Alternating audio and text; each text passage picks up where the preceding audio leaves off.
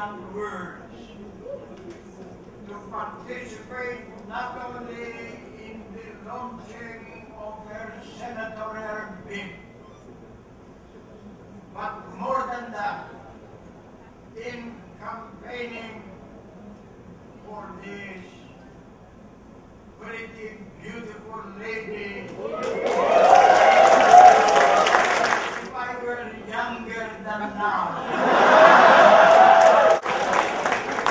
Pero ngayon, bata pa rin tayo.